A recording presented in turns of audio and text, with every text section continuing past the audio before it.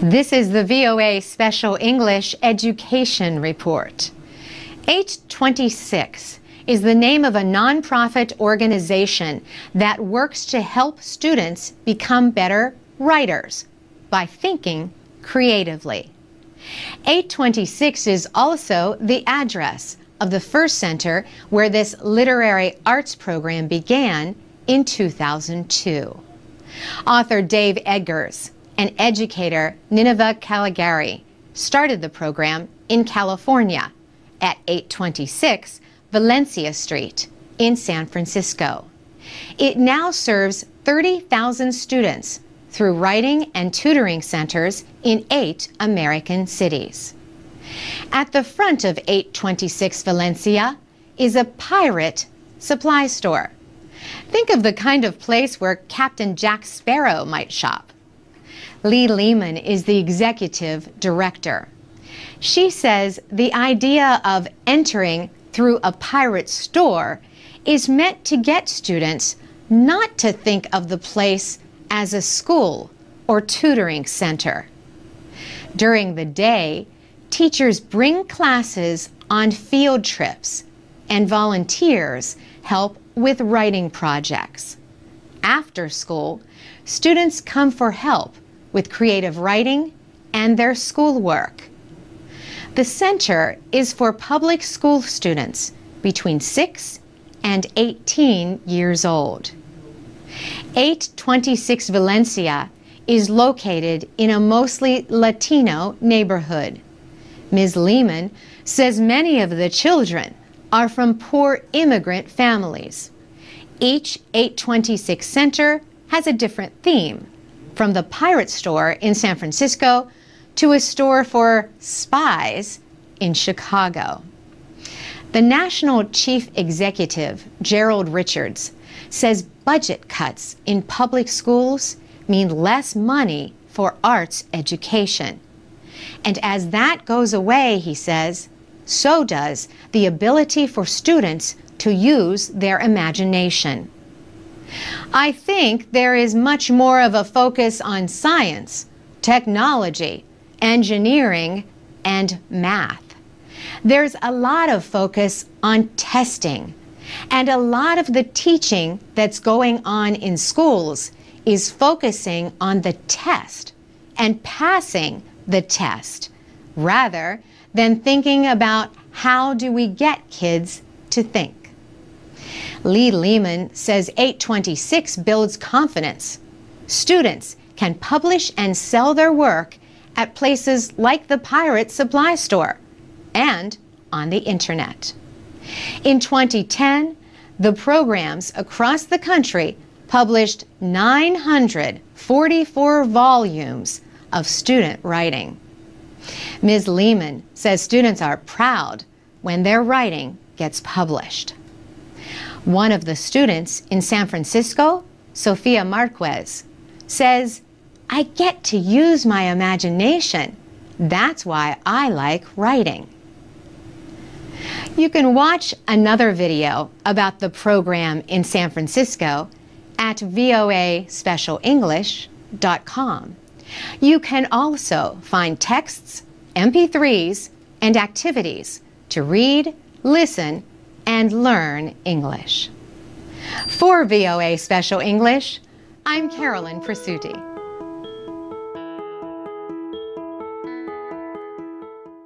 From VOA Learning English, this is the Education Report.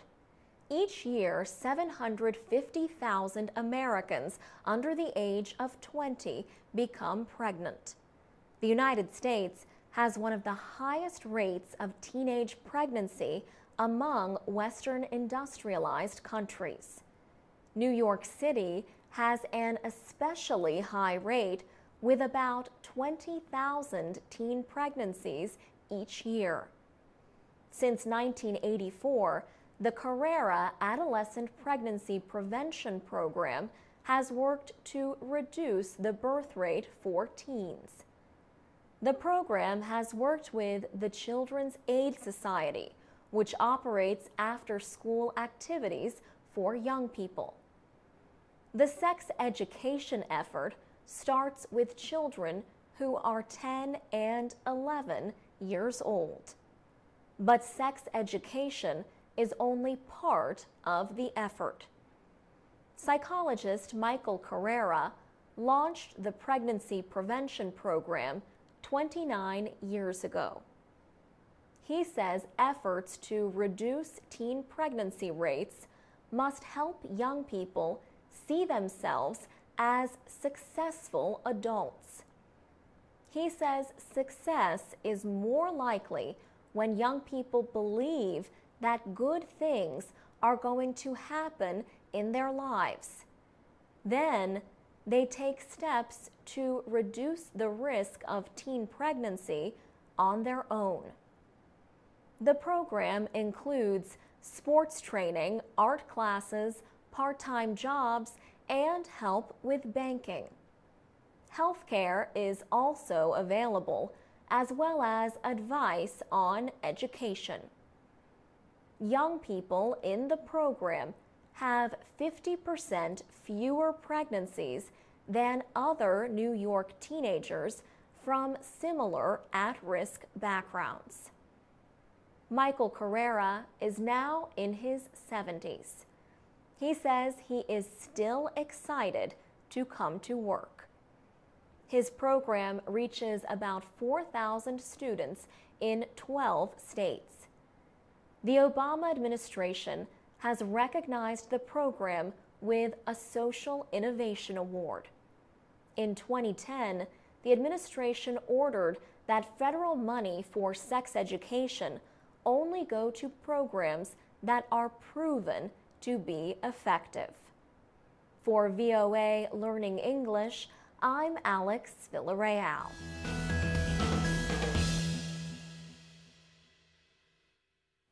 From VOA Learning English, this is the Education Report in Special English. A new report says more and more international students are attending colleges and universities in the United States. It also notes a large increase in the number of students from China. These findings are from the latest edition of the Open Doors Report. It is a joint project of the State Department and the Institute of International Education, a nonprofit educational and training organization. The report documents the record number of international students in the United States during the 2011-2012 school year.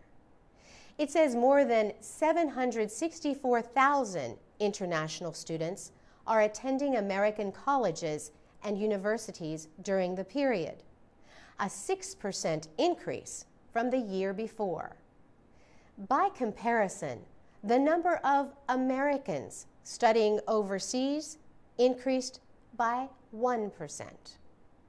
The report says 194,000 students at American colleges and universities were from China. That is an increase of more than 23% over the year before. Peggy Blumenthal is with the Institute of International Education. She says the number of Chinese students is at its highest level ever. Peggy Blumenthal says Chinese students prefer to come to the United States. Chinese students are not the only ones who want to attend American colleges and universities. After China, India sends the second largest number of students to the United States for higher education. India has about 100,000 students in American schools. South Korea is third, with about 72,000 students. Peggy Blumenthal says the advantage of higher education in America is that it is a very big and very diverse system. She says there are over 4,000 universities and colleges in the United States, so there is still a lot of room for international students. For VOA Learning English, I'm Carolyn. From VOA Learning English, this is the Education Report in Special English.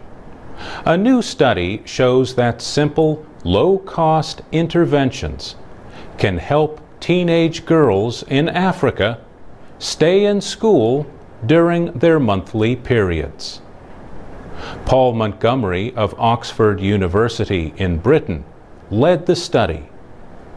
He said women are a driving force of development across Africa, so it is important, he said, to keep girls in school. 120 girls in Ghana took part in the study. Their average age was 16. They attended 3 secondary schools in urban areas and 1 in a rural area. In the study, girls at 2 of the schools received free sanitary pads and lessons on puberty. Their attendance increased by an average of 6 days during a 65-day school term. The puberty lessons included information about personal care during menstruation. The girls also learned about the biology of their developing bodies and about pregnancy. At the 3rd school, the girls received the lessons, but not the free pads. Attendance by these girls also improved about the same amount over 5 months. At the 4th school, the girls did not receive the pads or the lessons. That group showed no improvement in school attendance. Paul Montgomery says the girls in the study had several reasons for missing school during their monthly bleeding. A majority expressed embarrassment about the changes in their bodies. Paul Montgomery says the interventions might not only keep girls from missing school, but also reduce teen pregnancies. The Public Library of Science published the study in its journal PLOS One. A larger study is taking place in Uganda until 2015. For VOA Learning English, I'm Mario Ritter. This is the VOA Special English Education Report. President Obama signed legislation in August to provide $26 billion to the states for education and health care. The measure includes $10 billion for education and $16 billion for Medicaid, the joint state-federal government medical program for the poor. The legislation will help 160,000 teachers and 150,000 police and public service workers keep their jobs. The House of Representatives approved the bill August 10th. House members had already begun a 6-week holiday when the Senate approved the measure. Speaker of the House, Nancy Pelosi, took the rare step of calling House lawmakers back to Washington to vote on the bill and send it to President Obama without delay.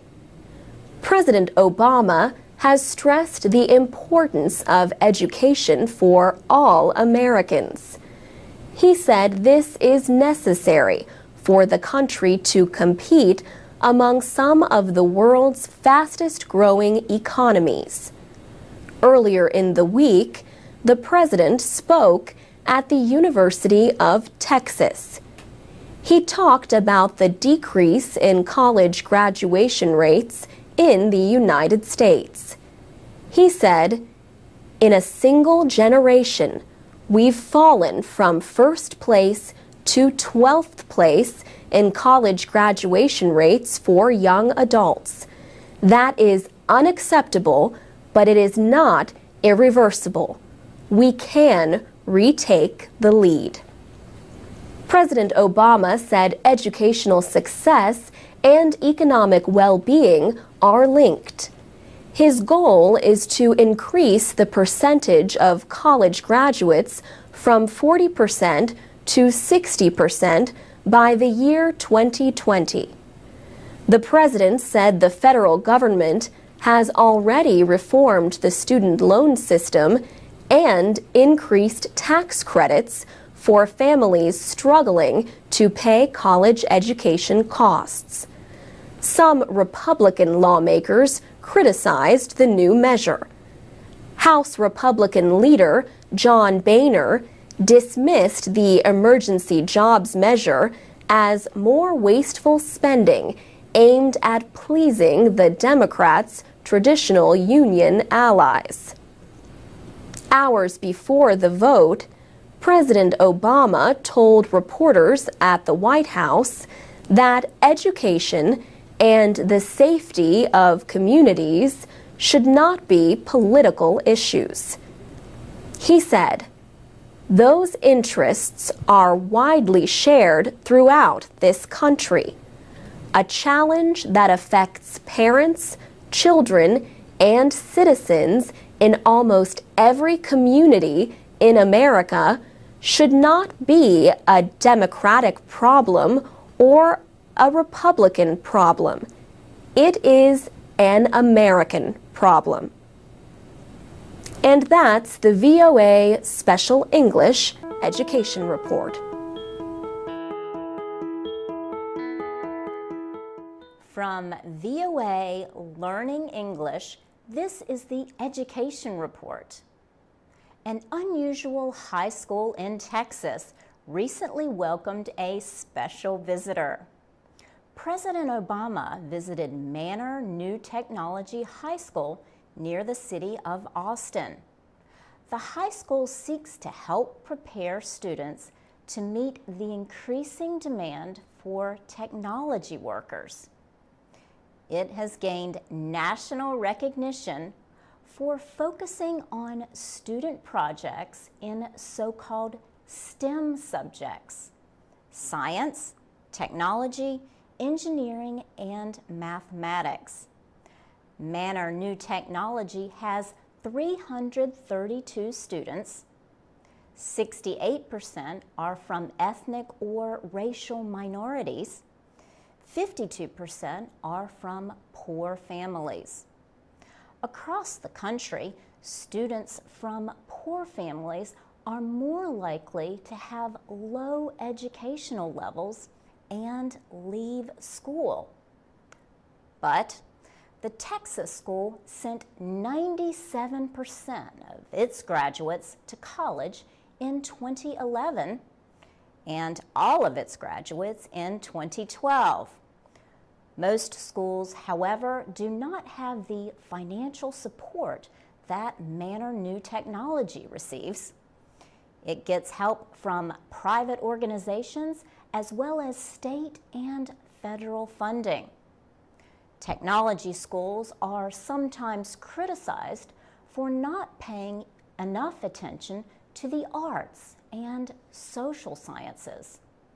But supporters say more money should go into STEM programs that will provide people with jobs. University of Texas professor Jeremy Surrey says workplace success depends on good communication and an ability to work well with others as a team. He says an understanding of cultures is important. For instance, some students at Manor New Technology High School reconstructed early Egyptian tools used to build pyramids. They learned about the engineering involved. But they also studied the social and cultural atmosphere of that time. For VOA Learning English, I'm Laurel Bowman.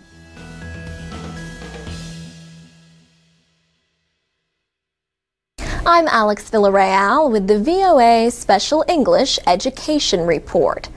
On November 2nd, the United States held congressional and state elections in a year defined by voter dissatisfaction.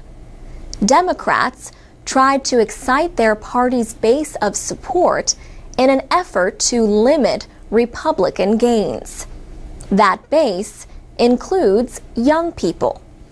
2 years ago, 2/3 of voters under 30 voted for Barack Obama. The president urged them to remember that excitement and his campaign for change. His efforts to reach young voters included appearances on MTV and The Daily Show with Jon Stewart, along with college visits. The president spoke to about 35,000 people at Ohio State University. He said, "And now we are not just advocating change. We're not just calling for change. We're doing the hard work of change. We're grinding it out. Sometimes it's frustrating. We're delivering change inch by inch, day by day. It's not easy. Believe me, I know it's not easy." Zach Howell, president of the College Republican National Committee, could have said the same thing 2 years ago. But he said this year was completely different. He said more young people are proudly identifying themselves as conservatives and as Republicans. He said, "It is all about the economy. That is everything to them. I mean, 20% of college graduates are unable to find work right now. So young people are concerned about their futures." 60% of college students approved of the job President Obama was doing in May of last year. That number was down to 44% in an Associated Press MTVU survey in October. Heather Smith is executive director of Rock the Vote. Her group tries to get young people to become politically active. She says schools need to provide more civics education, and states need to continue their efforts to make voting easier. More and more Americans vote early. Some states even let people register and vote on the same day. But Ms. Smith says the voter registration process may be one reason why young people are less likely to vote. But getting more people, especially young people, to vote is harder in years without a presidential election. For VOA Special English, I'm Alex Villarreal. Join us online at voaspecialenglish.com and on Facebook and Twitter at VOA Learning English. This is the VOA Special English Education Report. President Obama sent Congress a proposal in March to rewrite the main federal education law. The current version of the law, signed by George W. Bush 8 years ago, is known as the No Child Left Behind Act. That name would go away. The current policy calls for every student to be able to pass state tests in reading and math by 2014. All schools must show yearly progress toward this goal.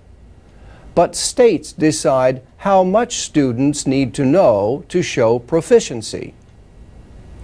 President Obama's goal is that every student should graduate from high school ready for college and a career.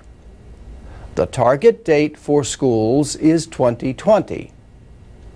The President described the plan in one of his weekly radio and internet addresses.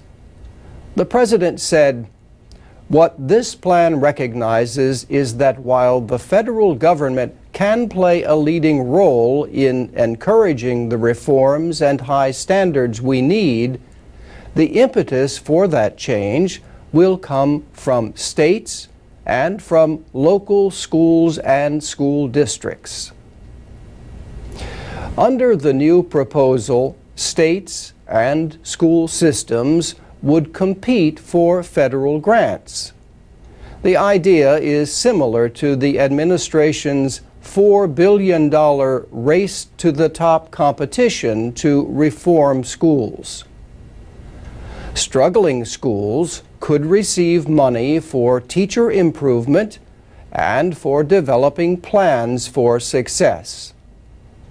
The lowest performing schools would face changes such as replacing teachers and the principal or being closed.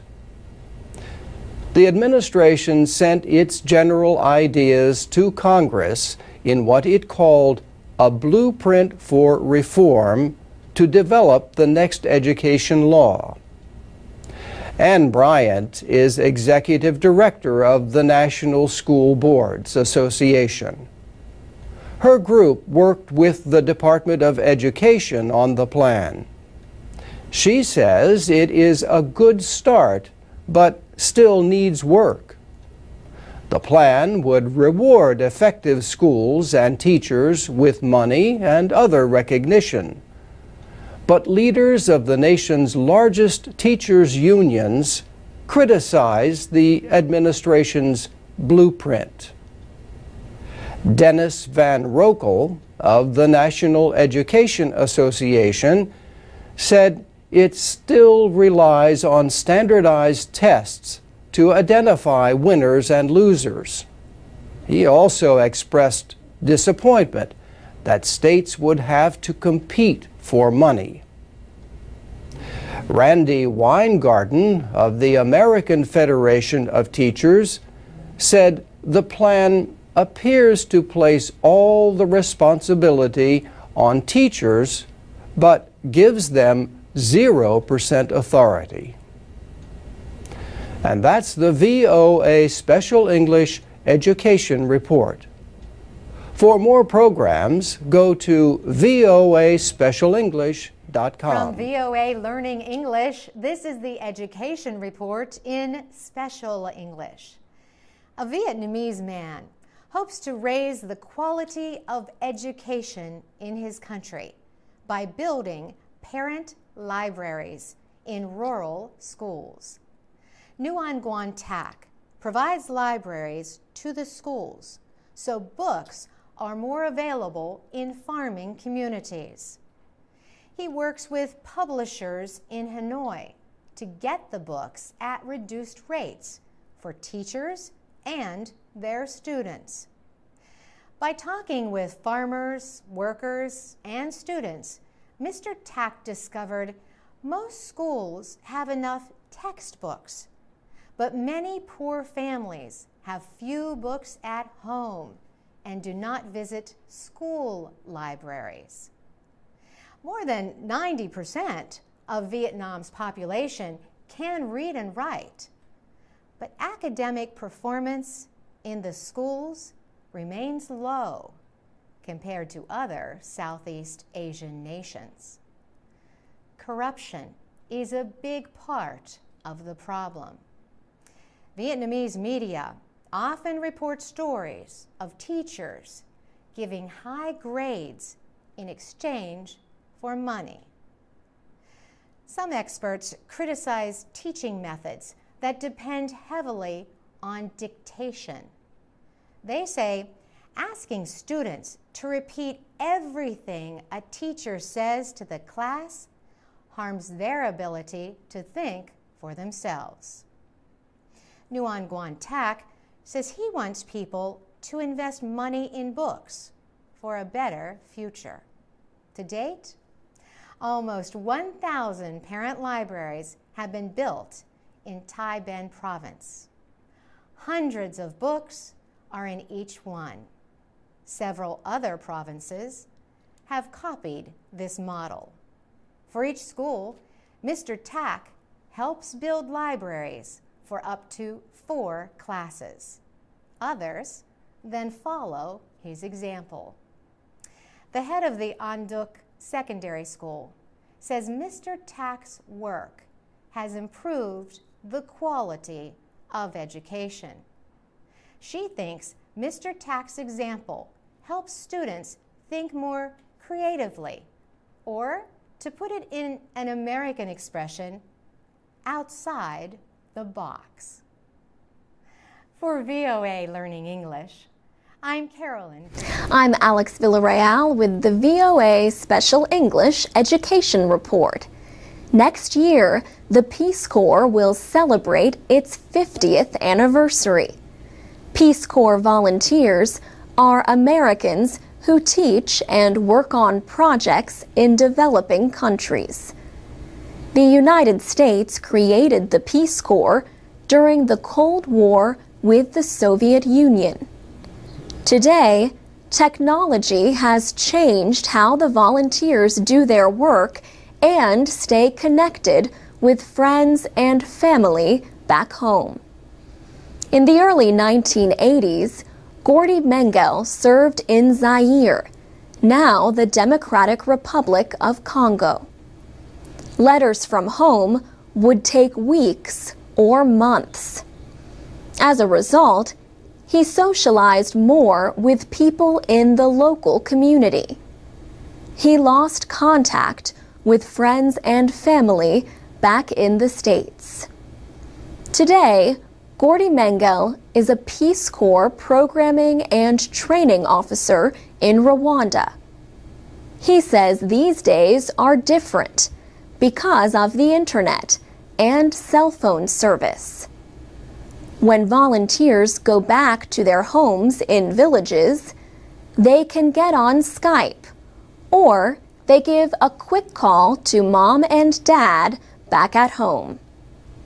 Sonia Morhanj is one of about 100 Peace Corps volunteers in Rwanda. She talks with a friend in California on Skype, an internet calling service. She talks with her mother on the phone and emails her father. She says, "I can't imagine having been a Peace Corps volunteer in the 70s or the 80s or even the early 90s. I'm just so used to everyone having a cell phone that works internationally. I'm very, very lucky in the fact that where I live, I have wireless internet, and that makes it a lot easier." Peace Corps volunteers receive a living allowance and other benefits in return for 27 months of training and service. John Reddy is the country director in Rwanda. He says fairly easy access to the internet means that volunteers can do more than just call home. They can research subjects to help their communities.